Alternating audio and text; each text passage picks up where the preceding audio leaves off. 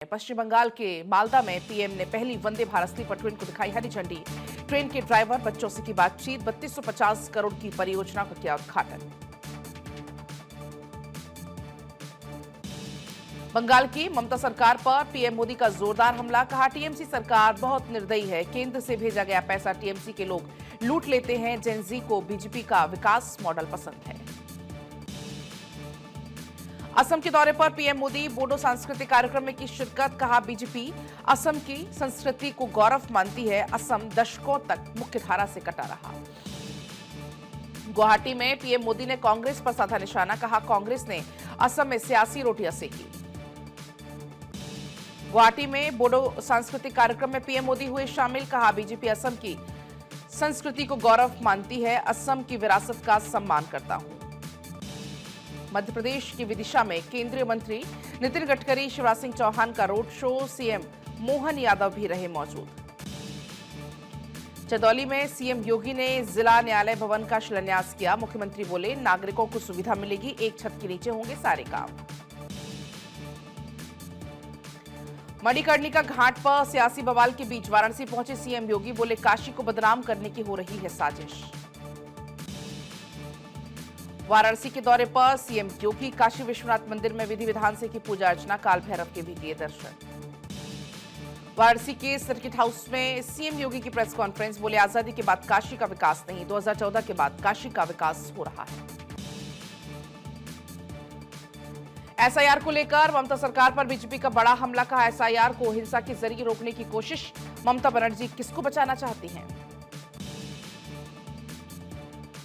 दिल्ली के भारत मंडपम में विश्व पुस्तक मेले का आयोजन। बुक फेयर में पहुंचे गृह मंत्री अमित शाह। किताबों का किया अवलोकन।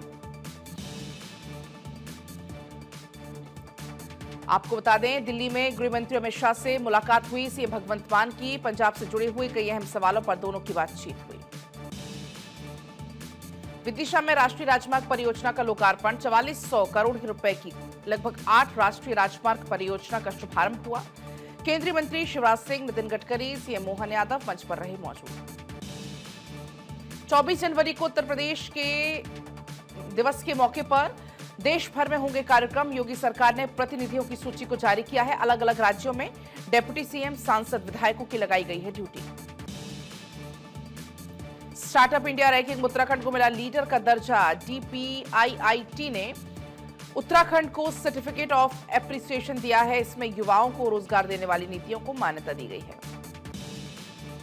बिहार के विराट रामायण मंदिर में विश्व के सबसे बड़े शिवलिंग की स्थापना। वाराणसी अयोध्या के पंडितों ने की पूजा। 8 पवित्र नदियों के जल से किया गया जलाभिषेक। शरद पवार से मिले डिप्टी सीएम अजीत पवार। बारामती के गोविंद बाग में हुई दोनों की मुलाकात। सुप्रिया सुले और रोहित पवार भी रहे मौजूद। दिल्ली एनसीआर में फिर हुई हवा जहरीली। खतरनाक स्तर पर पहुंचा एक्यूआई। प्रदूषण बढ़ने की वजह से ग्रेड 4 लागू। डीजीसीए ने इंडिगो पर लगाया लगभग 22 करोड़ 20 लाख का जुर्माना। दिसंबर 2025 में उड़ानों में आई परेशानी को लेकर लगाया गया जुर्माना। ईडी ने अल-फलाह यूनिवर्सिटी पर की बड़ी कार्रवाई। एजेंसी ने करीब 140 करोड़ की अचल संपत्तियों को जब्त किया है। दिल्ली कार धमाके मामले से जुड़ा है ये पूरा मामला। आईजीआई एयरपोर्ट पर कस्टम की बड़ी कार्रवाई। नशा तस्करी के मामले में बैंकॉक से आए 2 यात्री गिरफ्तार। करीब 8.77 करोड़ से ज्यादा का यहां पर मारिजुआना बरामद हुआ है। और आपको बता दें कि भीषण ठंड की चपेट में पूरा उत्तर भारत है और घने कोहरे की वजह से विजिबिलिटी 0 है। ट्रेनों और उड़ानों पर इसका सीधा सीधा असर पड़ रहा है। सर्दी का सितम लगातार जारी है और जैसे कि रंजना आप जानती हैं कि कोहरा भी जबरदस्त पड़ रहा है और ऐसे में आप कल कह भी रही थी कि जब आप सुबह आ रही थी तो बहुत सर्दी लग रही है। अब बताइए कैसे हालात हैं?